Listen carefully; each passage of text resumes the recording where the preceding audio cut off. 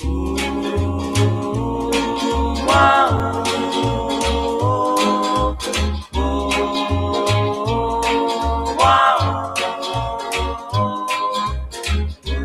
time we have a quarrel, it almost breaks my heart, 'cause I'm so afraid that we will have to part. Each night I ask the stars up above, why must I be a teenager in love? One day I feel so happy, the next day I feel so sad. I guess I'll learn to take the good with the bad, 'cause each night I ask the stars up above, why must I be a teenager in love? I cried a tear for nobody but you. I'll be a lonely one if you should say we're through. Well, if you want to make me cry, that won't be so hard to do. If you should say goodbye, I'll still go on loving you. Each night I ask the stars up above, why must I be a teenager in love? I cried a tear for nobody but you. I'll be a lonely one if you should say we're through. Well, if you want to make me cry, that won't be so hard to do. And if you should say goodbye, I'll still go on loving you. Each night I ask the stars up above, why must I be a teenager in love? Why must I be a teenager in love? Why must I be a teenager in love? Why must I be a teenager?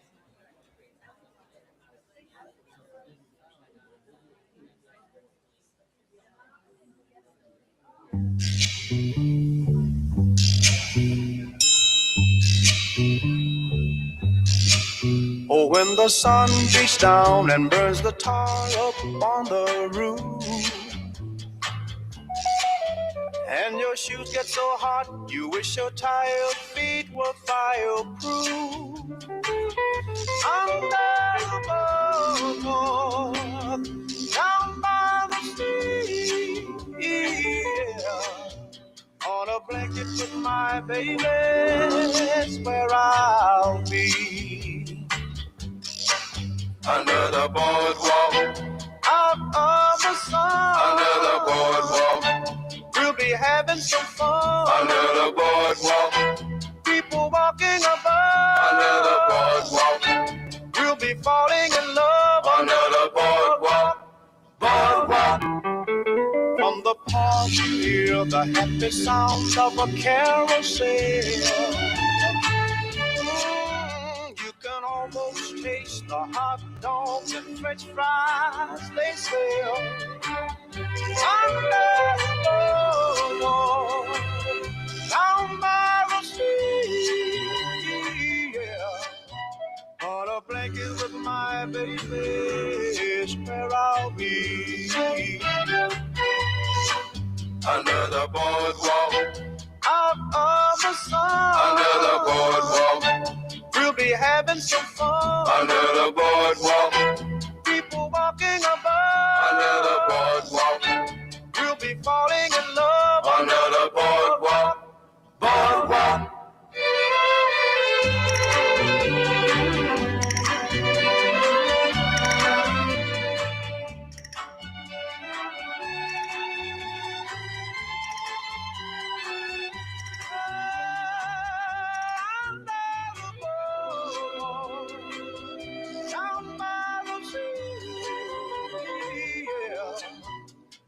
Blanket with my baby is where I'll be. under the boardwalk. Out of the sun, under the boardwalk. We'll be having some fun under the boardwalk. People walking above under the boardwalk. We'll be falling in love under the boardwalk. Boardwalk.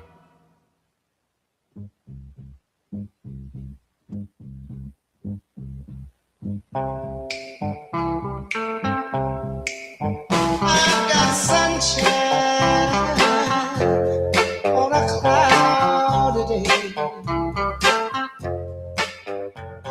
When it's cold outside, I've got the month of May. I guess you said what can make me feel this way, my girl, my girl, my girl.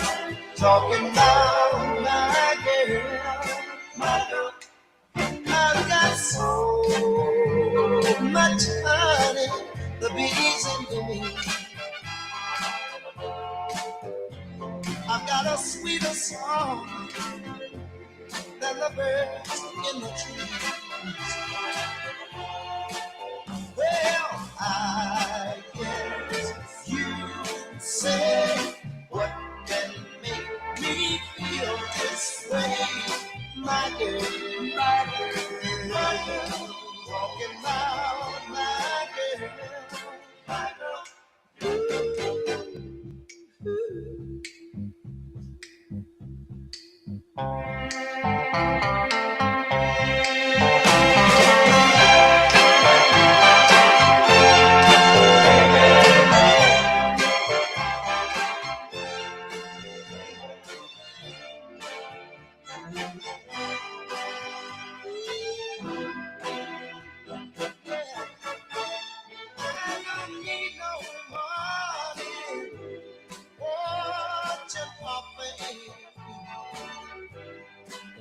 I got all the riches, baby, one man can claim.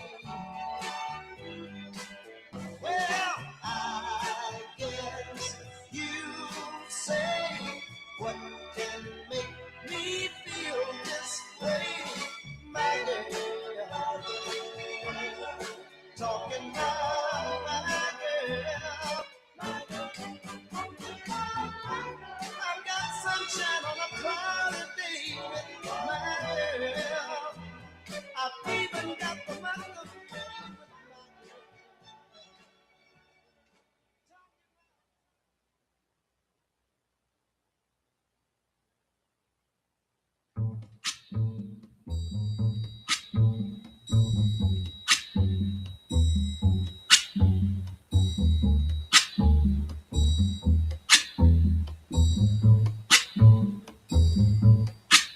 When the night has come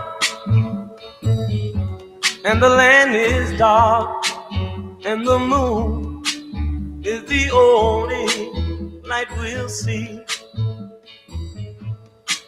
No, I won't be afraid.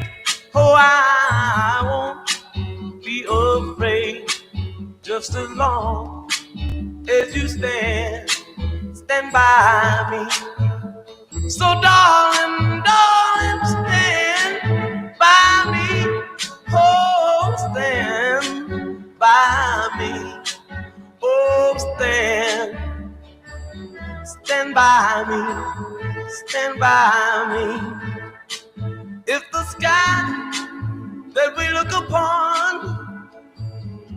should tumble and fall, or the mountain should crumble to the sea, I won't cry, no, I won't shed a tear, just as long as you stand by me.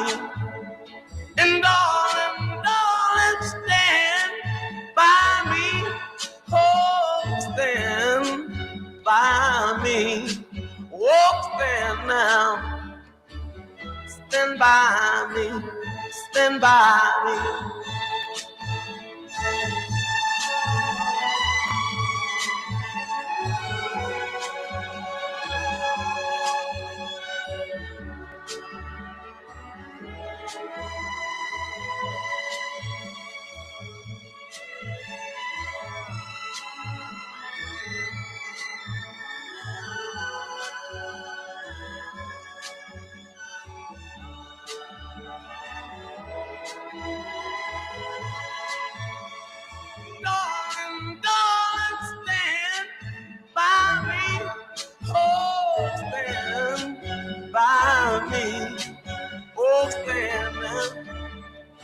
by me, stand by me.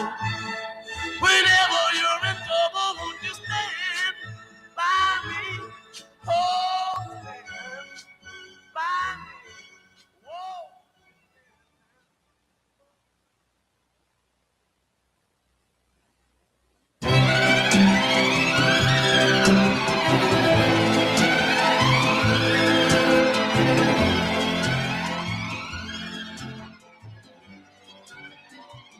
This magic moment, so different and so new, was like any other until I kissed you, and then it happened. It took me by surprise. I knew that you felt it too, by the look in your eyes, sweeter than wine, softer than the summer night. Everything I want, I have. Whenever I hold you tight, this magic moment, while your lips are close to mine, will last forever, forever till the end of time. Oh, oh, oh, oh.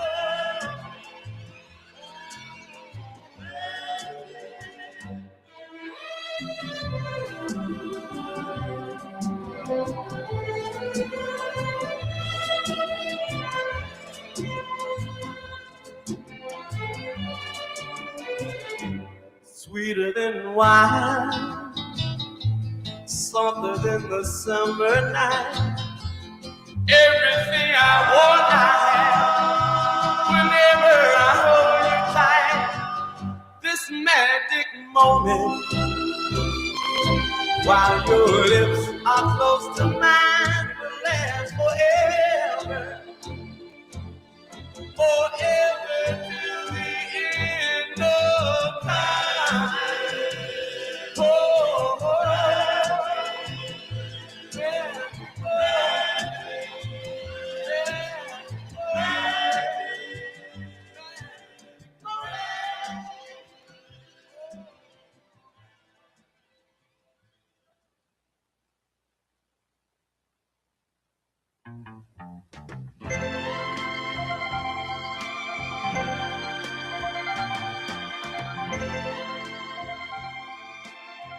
I am a lineman for the county,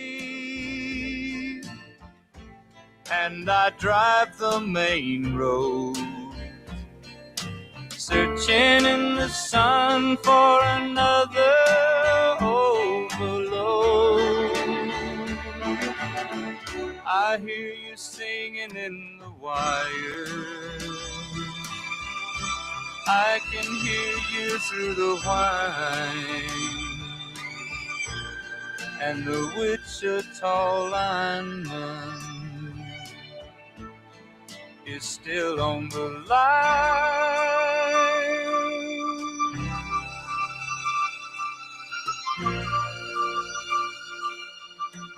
I know I need a small vacation, but it don't look like rain. And if it snows, that stretch down south won't ever stand the strain. And I need you more than want you, and I want you for all time.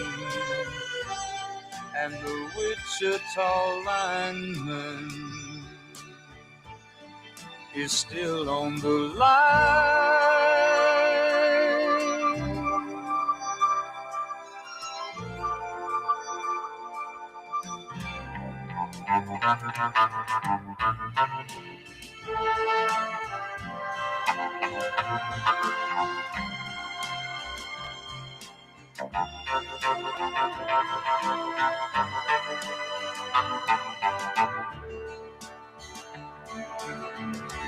And I need you more than want you, and I want you for all time. And the Wichita lineman is still on the line.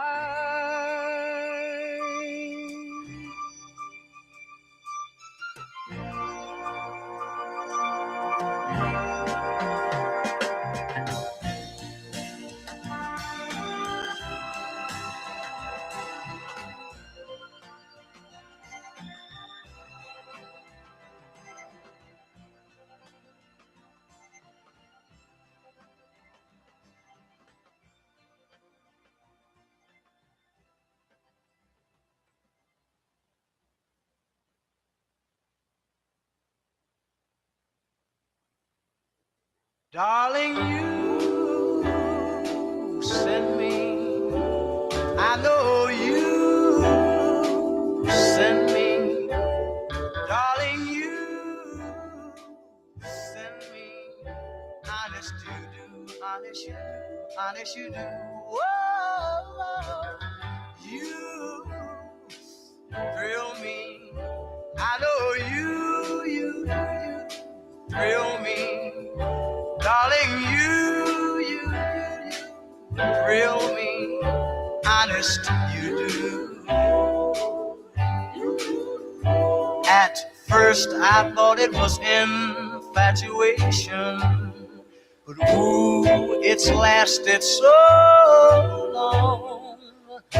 Now I find myself wanting to marry you and take you home. Whoa, you send me.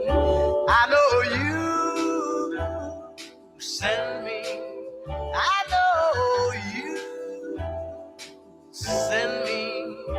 Honest you do.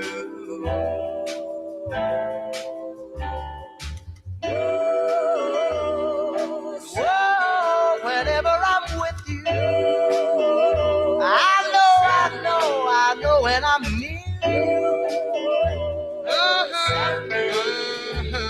Honest you do, honest you do. Whoa, and oh, I know when you hold me. Whoa, whenever you kiss me. Honest you do. At first I thought it was infatuation, but ooh, it's lasted so long. Now I find myself wanting to marry you and take you home. I know you send me. I know you send me. Send me. Honest you do.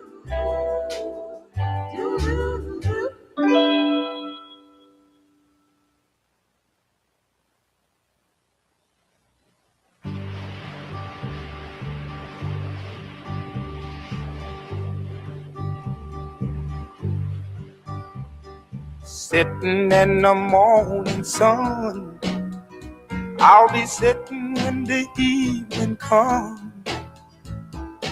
watching the ships roll in, then I'll watch them roll away again. Yeah, I'm sitting on the dock of the bay, watching the tide roll away. Ooh, I'm just sitting on the dock of the bay, wasting time. I left my home in Georgia, headed for the Frisco Bay. I've had nothing to live for, and look like nothing's gonna come my way. So I'm just gonna sit on the dock of the bay, watching the tide roll away. I'm sitting on the dock of the bay, wasting time. Look like nothing's gonna change. Everything still remains the same. I can't do what 10 people tell me to do, so I guess I'll remain the same. Yes, sitting here resting my bones, and this loneliness won't leave me alone. Listen, 2,000 miles I roam just to make this dock my home. Now I'm just gonna sit at the dock of a bay, watching the tide roll away. Ooh, I'm sitting on the dock of a bay, wasting time.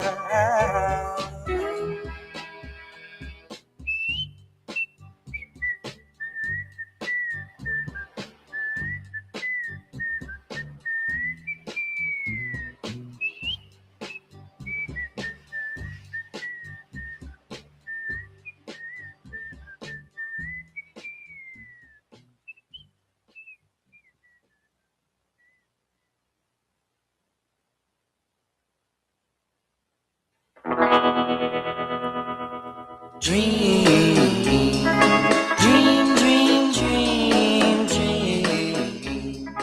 Dream, dream, dream when I want you. In my arms when I want you. And all your charms whenever I want you. All I have to do is dream. Dream, dream, dream when I feel blue in the night and I need you to hold me tight whenever I want you. All I have to do is dream. I can make you mine, taste your lips of wine anytime, night or day. Only trouble is, gee whiz, I'm dreaming my life away. I need you so that I could die. I love you so, and that is why whenever I want you, all I have to do is dream. Dream, dream, dream, dream. I can make you mine, taste your lips of wine, anytime, night or day. Only trouble is, gee whiz, I'm dreaming my life away. I need you so that I could die. I love you so, and that is why whenever I want you, all I have to do is dream. Dream, dream, dream, dream. Dream, dream, dream, dream. Dream, dream, dream, dream. You're mine, and we belong together. Yes, we belong together for eternity. You're mine, your lips belong to me.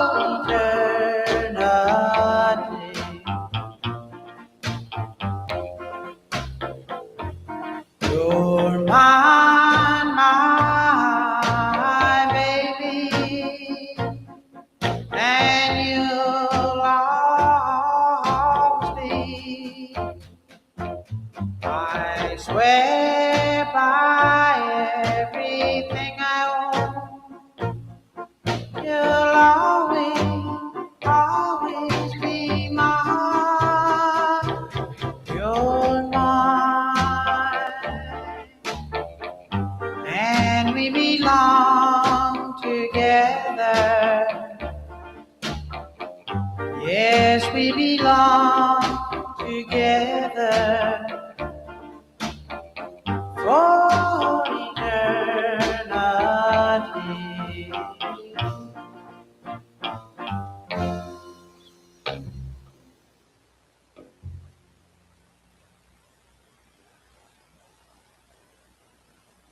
Oh, my love, my darling.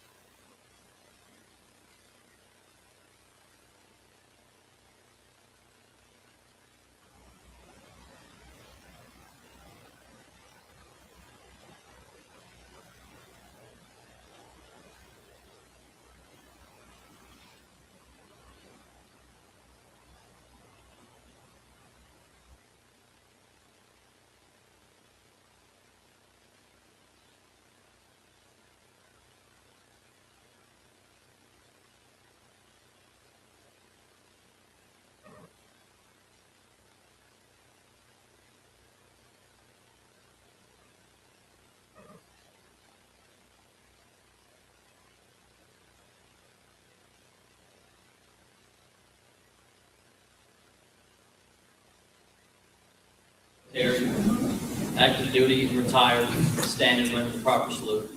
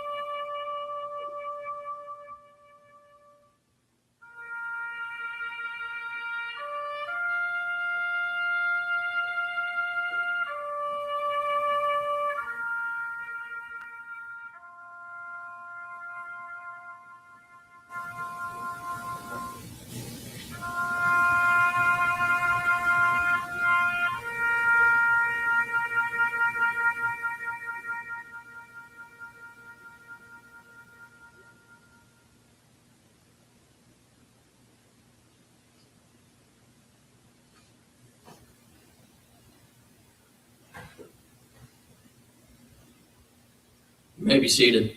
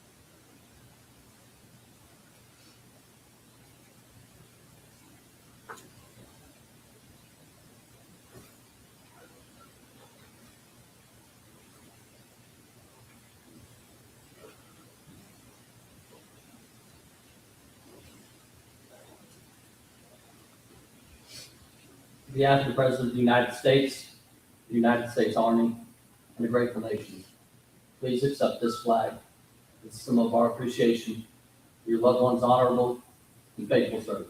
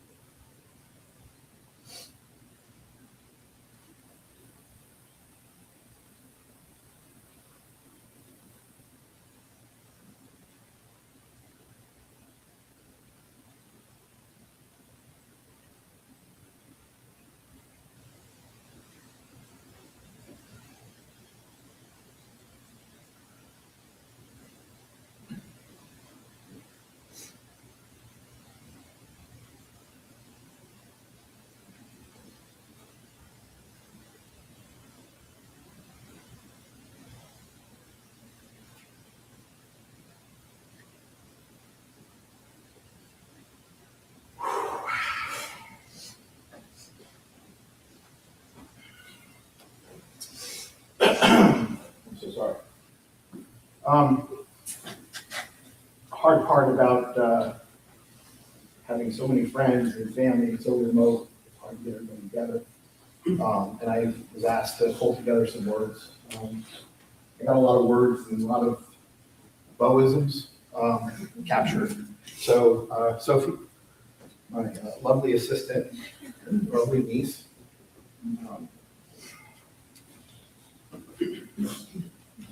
I mean, this certainly doesn't encompass everything that Bo knew and shared, but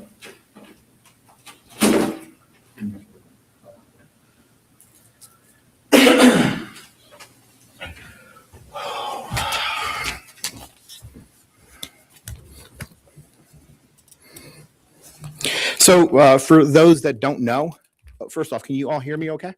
All right, perfect, thank you. I'm Bo's little brother, Steve. We all can laugh about the little part later. So let me just open up with a few words about Bo.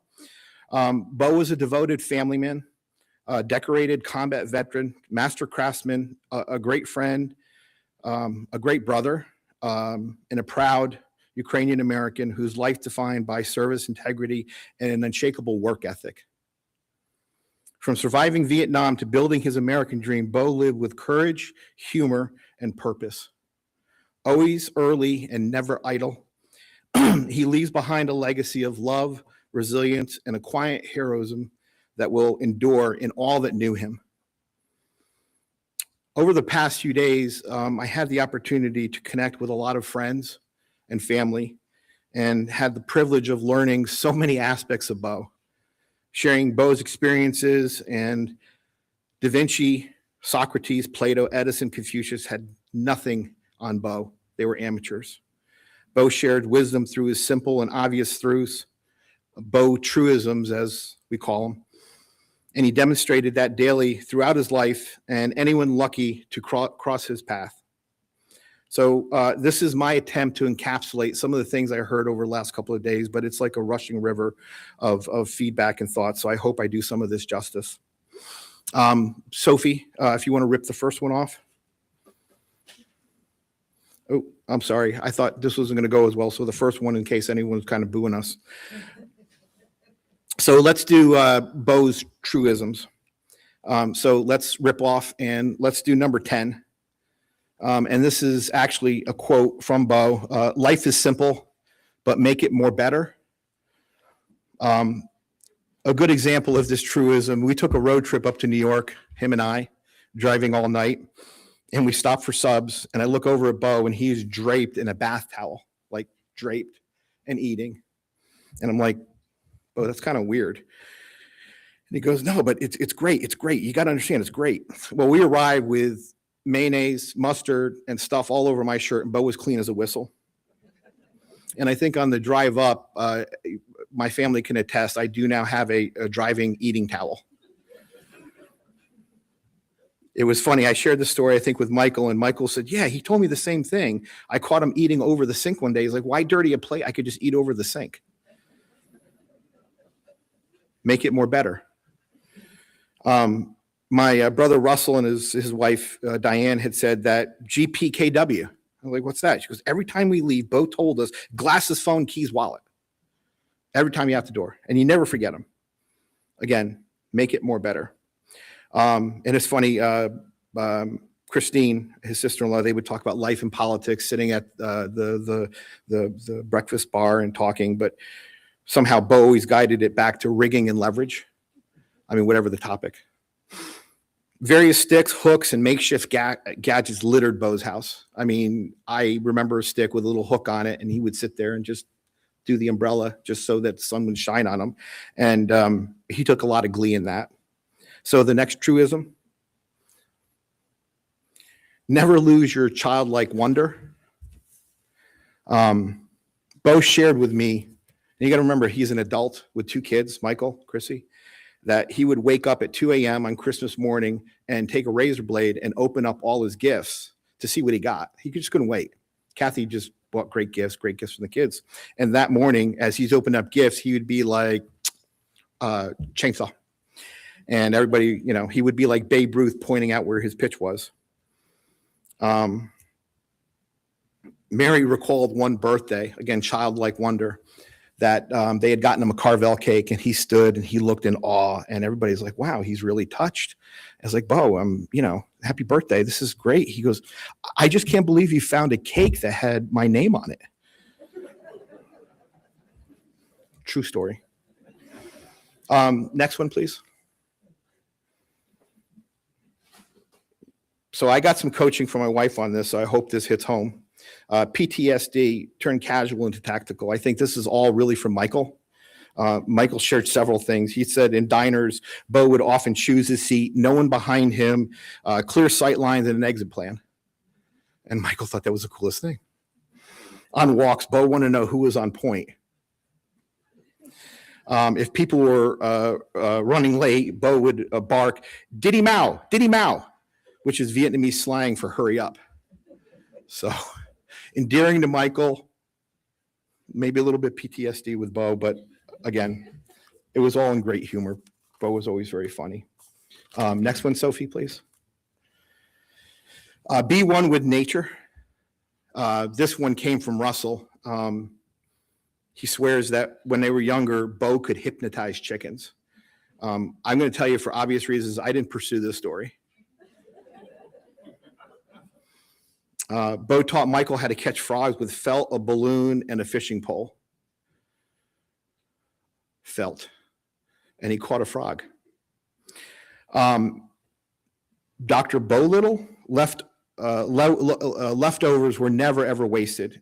He would feed fish at Michael's place, and Michael came out one day, and he's actually feeding turtles out of his hand. I mean, just the things that he delighted. And I know at our beach place, my son, Alec, and Bo would spend the day fishing.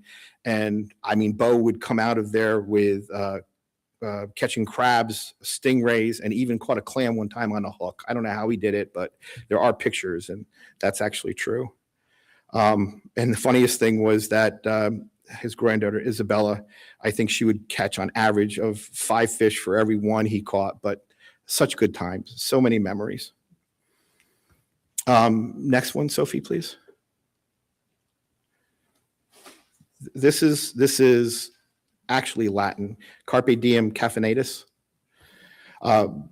His niece Jennifer shared that Bo would explain to her that if you're sleeping past 6 a.m., you might as well go back to bed because the day is half gone. I think she was like 6. And seizing the day, I mean, if you've ever had the opportunity to have breakfast with Bo at a good diner, many, many cups of coffee would go through Bo. I mean, he would sit there and he would gulp down a cup of coffee and he saw the waitress coming with a carafe. I mean, he would burn himself, burn his lips, but he would get that extra cup of coffee. And remember, Bo would slide, Michael, right, his coffee cup all the way to the edge, like the waitress couldn't see it, you know, and he would move it closer, almost till it falls off. He always lived dangerously. Next one, please. So I call these Boisms. I don't know. I had to pull all this stuff together. So when playing pool, I think at Michael's, if he had no shot, I don't know if this is after a lot of beers, but he would tell Michael that if you don't have a shot, just hit the cue ball as hard as you can and yell, shoot the shit and holler. We might go out tonight. The best I remember is, you know, I took a lot of delight in talking to Bo about I'm going to rebuild my dock or do anything. And Bo would come immediately with a plan. This is what you need to do.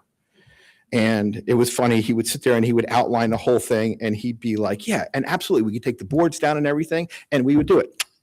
He'd always make that click sound. He'd go, and it's a funny thing because you don't appreciate those things until, you know, you don't ever hear them again. And pardon this one, but the other thing that I took a lot of delight in that he would call a job. Yeah, we could do this real fast. It's a half a day job. It's a tit job. I never knew what that meant fully, but it really sounded nice. Next one, Sophie, please. Value everything, and hoarding and sharing stuff is okay. It's a principle of life. I mean, I don't know if it was his immigrant upbringing, but Bo would accept just about anything. I mean, pieces and parts. When I had taken apart my dishwasher, I think he took the main drain to put his silverware in.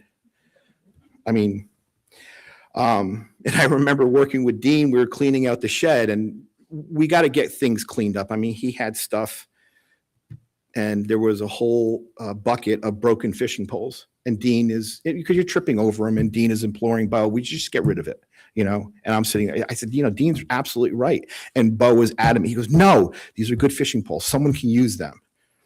So I looked at Dean and I said, well, can I have the fishing poles? And Bo said, yeah. I said, fantastic. Bo was vindicated. He's like, yeah, absolutely, you can have them. What are you going to do with them? I said, I'm going to throw them out. I had ownership of them. And for all of Bo's jobs, I don't know if anybody has their Power Authority hats, orange shirts. I mean, you know, if you don't, there are stacks of them. And I think the Power Authority will be calling you and Chrissy about their stuff getting back. So next one, Sophie, please.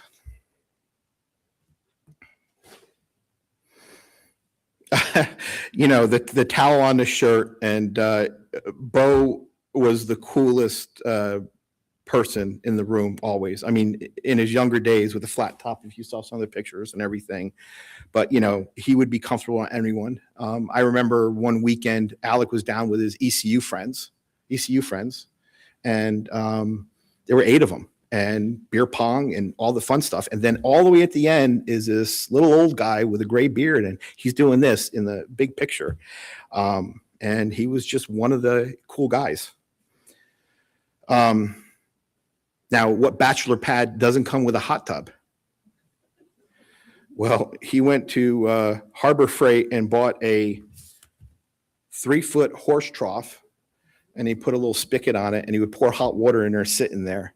And it's like, Bo, what are you doing? And he goes, I don't have to take care of all the water. It's just this little area. I was like, well, what if you have people over? He goes, the more the merrier.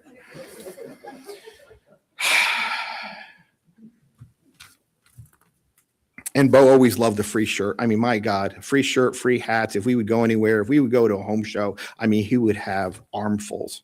I think he had more adwear on him than Earnhardt Jr. Truism number 2, Sophie, please. Is this working okay? Okay, good deal. Friends, family, coworkers, strangers, anybody he would bump into, they were the most important people in his life. He liked everyone, and everyone liked Bo. He could talk to anyone, friends, strangers, coworkers. He had told me that in his younger days when he used to frequent bars, him and his friend would just sit there and they would just make up stories about some obscure thing, and they would talk loudly, and then other people become interested and they would loop him in, and he would walk away and everything was just complete BS. But he loved a big circle of people. I got to meet a lot of his shag friends, and he just loved people. A lot of the fraternal organizations, he loved people. Freddie Heiss, I got to speak to Freddie, and he finally remembered Bo being his best man and Bo being his, and I think he said it perfectly, friends forever. And nothing mattered more to Bo. We would go up to see family up in New York, and back to the old haunt. But my God, he was so stuck on Mooney's breakfast on Saturday morning, and it was a gas station coffee, donuts from ShopRite, and trivia cards, and they would talk about the most obscure people. I went with him one time. It was wintertime. The garage is not heated, and it was it was the best time for Bo. And most recently, Alyssa and Bo were flying back, and she's like, yeah, I get to sit next to Bo and I'll keep him company. Well, Bo's talking to other people on the plane. He made a best friend out of some guy that made some obscure barbecue sauce, and Bo's ready to try it. And I think they connected after. But that was Bo. I mean, just look, Chrissy and Michael. Yep, absolutely. So the last truism: live life to the fullest. I mean, if you knew Bo, that was his motto. There's no doubt that he carried life challenges. He immigrated to this country. We grew up on a farm. He went to war, fought for his country. He's got the Purple Heart and the Congressional Medal of Honor with a V for Valor. Early financial challenges him and Kathy went through. I mean, those were tough times. And, he always provided and always wanted to do better for his family. And even later when he had health issues, I think the last week I was up and he was feeling better. He was all set to come to the beach house and just, do whatever. He just loved life. I mean, if that's one Boism that you need to carry from here, is that you need to carry that with you. Bo gave everything his full measure. And again, he just didn't tell us how to live. He showed us. So that was my last Boism. There's probably 100 more out there. But I hope I captured some of what I heard this week, and I hope to hear more from other family members. I'd like to invite others if they want to maybe kind of share something with Bo. I know that, if you want to get up and maybe share a memory or anything, you want to come up?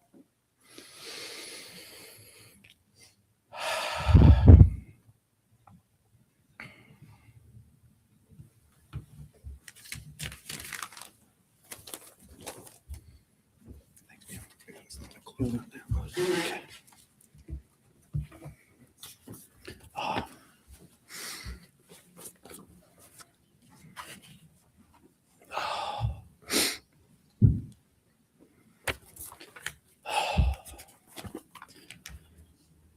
For those who don't know me, my name's Dean Oxner. I'm Bo's son-in-law, married to Kristen. Firstly, to the Fediuk family, my family, the Oxner family, sends their condolences. My father, mother, and brother who can't be here today. I met Bo almost 30 years ago when I first started dating Chrissy. To me, he was a dedicated family man. a Vietnam veteran, and a man who was always doing something, never able to rest. Whether working for NIPA at the reserves or at his mother's house. And the Fediuk family. Oh, you can talk for hours about that, but we'll leave that for later. I whisked his daughter away with me down to North Carolina after about 6 months, back in late 96, early 97. And that's where, her mom really liked tea. Chris learned the other definition for tea when she moved down here. And one of the places we went was Bojangles. And they had a saying, it's bow time. It's synonymous with the adventures with Bo. And I know we all have them, and we should canonize them and chronicleize them. But I prefer the old Mike adage, Bo knows. Bo knows taking down a tree, rigging a knots, being an Eagle Scout. He knew a lot more knots than I did. Bo knows grounding electrodes and their importance. He knew how to wire things up, whether for electricity or to hold things together. Bo knows fishing on a lake, or even later years on the ocean, in a boat and outside of one. Bo knows dancing. I hear that by word of mouth around here. And Bo knows life and politics. Some of us would agree with him, some of us would disagree with him, but he would always agree to disagree. The last couple of years have been tough to see a man who is always doing something slowing down. And it pains me today to be able to have to say this in a past tense. But, we're here today to honor the memory of Bo, his family, and we all pain from his loss, whether it be Kristen and Michael losing a father, Steve losing a brother, Christine and Michelle losing a brother-in-law, Brenda and I losing a father-in-law, Alec and Alyssa an uncle, Ian, Nick, Isabel, and Sophia losing a grandfather. But we all have lost a little bit something today with Bo's passing, but we'll be all forever grateful to have a little Bo in us. I'm going to read something out of Psalm 23. The Lord is my shepherd, I shall not be want. He makes me lie down in green pastures and leads me beside still waters. He revives my soul and guides me along the right pathways for his name's sake. And surely your goodness and mercy shall follow me all the days of my life. I will dwell in the house of the Lord forever. Rest in peace, Dad. Enjoy your days with him, Kathy, Roman, Eeyore, your parents, and the whole Fediuk lineage. We will see you again on our own time in the future. Godspeed.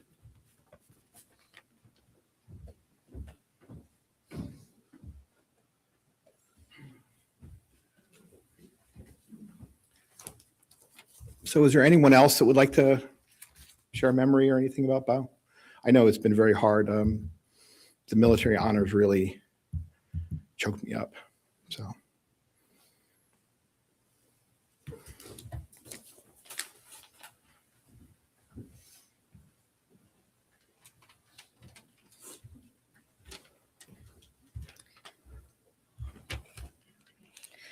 For those of you that don't know me, my name is Beth. I'm Michelle's best friend. And I appreciate y'all letting me be here today. I'm a talker, but definitely not a public speaker. So super nervous right now. But since I've never officially met Bo's kids, I wanted to say a few things from the perspective of a friend about Bo. From the first time I met Bo many years ago, he was so kind and funny. My favorite kind of person. One time many years ago, Steve teased me and said my sister was his favorite in my family, to which I immediately responded, that's okay, because Bo's definitely my favorite. And I've said it many times since. I was fortunate enough to hang out with Bo many times over the years of friendship with Steve and Michelle. cookouts, pool parties, concerts, and beach trips. We enjoyed good food, fishing, and games at the beach. One trip, he taught my son to tie a nautical rope because he was just a cool guy like that. Another trip, it was just me and my daughter and I going to the beach for the weekend. And I don't think Michelle knew Bo had already planned to be there. We were so glad Bo was there, and we hung out with him the entire weekend. One afternoon, he took us to the VFW. We all had such a good time. It was so cool seeing him in his element and telling stories with the other veterans. It was truly a pleasure knowing and spending time with Bo, and he will be missed.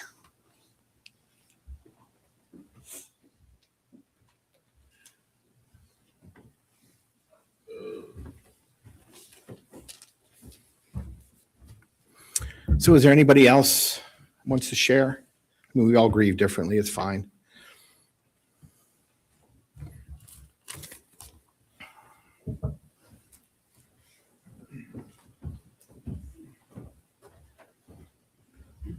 I just would like to say goodbye to Bo. My name is Joe. We met in Poughkeepsie, New York. I was in the CBs, and Bo joined the CB group in Poughkeepsie.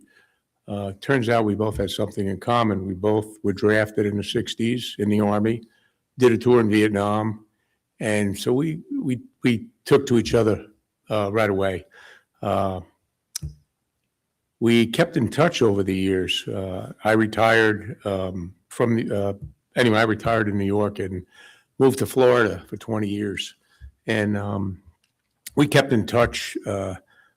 Every now and then we talk to each other, see what's going on. He would say to me, "Hey, I got to come down and visit you in Florida because, I'm going to retire and I don't know what I'm doing, but I'm getting out of here." And we never did that.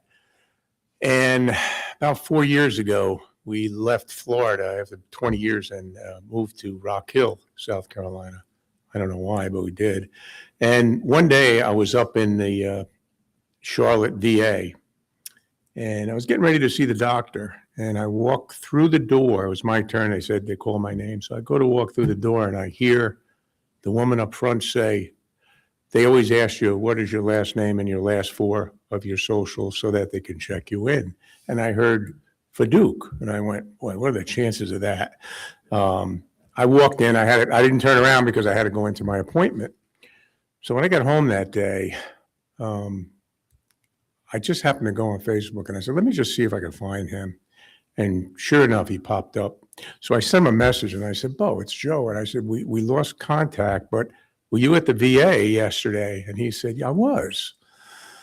Turns out, he said to me, "I live in Fort Mill." And I goes, "You gotta be kidding me." I said, "We're 15 minutes away." So we did reconnect.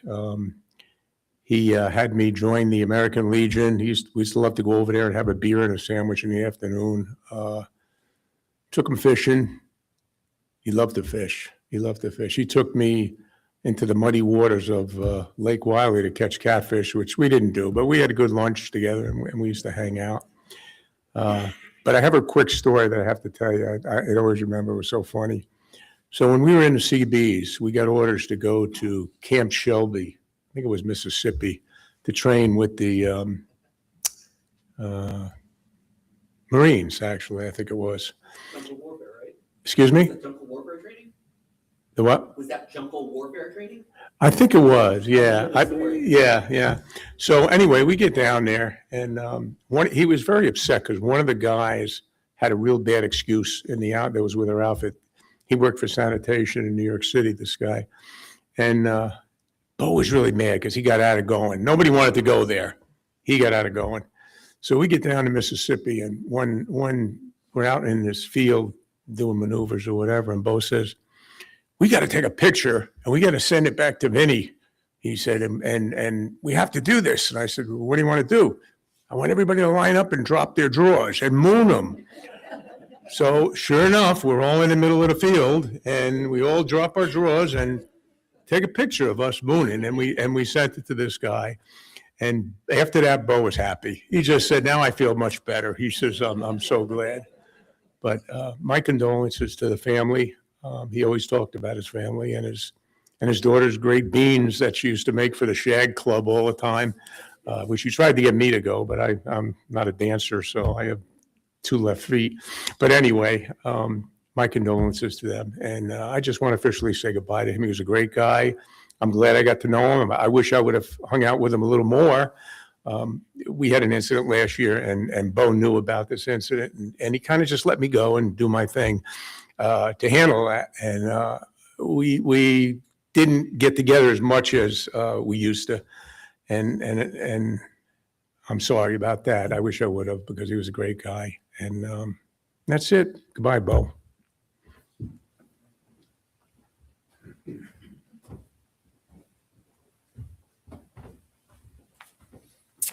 Before I wrap up, is there anyone else?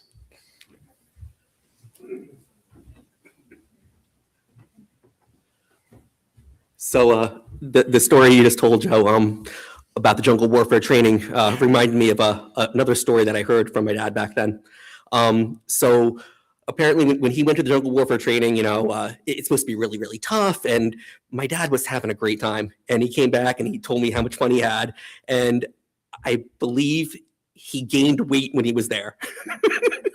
So everybody else is like, struggling, and he was loving life. And he brought back a bunch of MREs. And he had us all taste the MREs, and they're not supposed to be good, but he liked them, and there were some good pieces to the MREs. I remember, I think it was a cherry dessert was really good. But another thing I wanted another story I wanted to bring up was, if anybody here knew my dad, you probably heard him talk about he was a lineman, and he was very, very proud of his job. And it was a very, very dangerous job that when he got started. And he worked for IBEW Local 1249. And from there, he moved on and he worked for the Power Authority. But because he worked for 1249, he was always invited to their yearly clam bake. And if you knew my dad, I'm sure he at some point talked about the clam bake. He talked about the clam bake like crazy. He loved that clam bake. And every year, if he was going to come to New York, he would plan around that clam bake. And he looked forward to it, and he talked about it and talked about it. And, as he got older and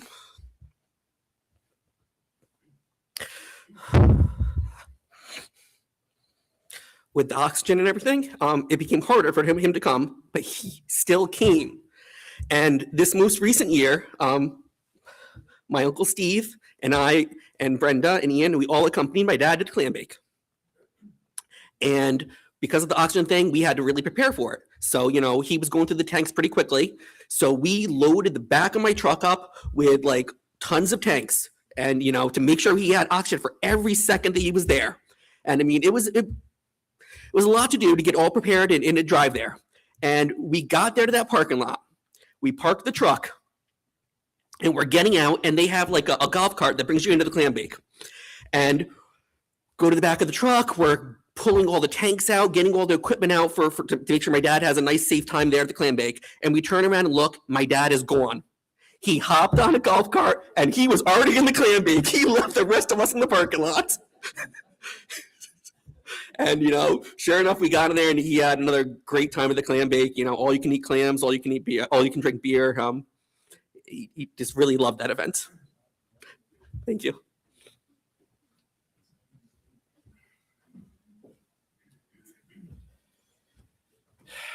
I told you about stories this week, right? So Michael talked about the clam bake, and I did come up.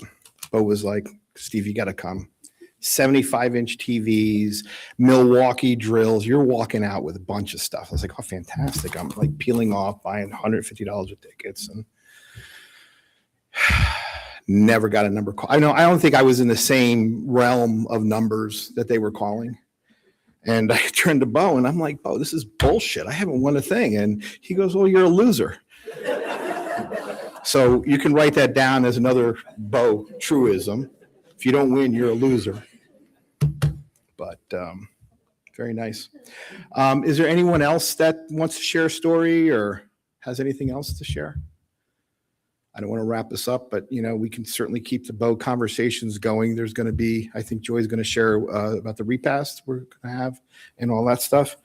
But I'm going to I do want you to walk away with that last Bo truism of the live life to the fullest. I mean, that was Bo. That was the Shag Club. That was going to the Fez and fishing. And that's me going up to Joe, which I've never met the guy before, but we're going to go to his house and we're going to hang out for hours and hours and hours. And that is very important. But I will tell you that the last week before he passed away, Michael and Chrissy took great care of him, but, Bo knew he was on his last days. He knew it. I mean, he was talking about, I'm not going to see Christmas. I'm not going to, but I'll tell you, his thoughts were never on himself. I think I actually saw a box of thank you cards, and I think he was going to compose some notes to people. In the hospital, I know that I brought FaceTime up because anybody who's over 60 is completely eluded with this technology. But we brought up family members, and he had said, "Yeah, I want to talk to everybody, and I have no issues with anybody." And he just really wanted everybody to be happy. He was steady, he was selfless, and he always put others first. So my truism is that Bo's legacy will never fade. Bo is a legend. I love you, Bo. So, thank you.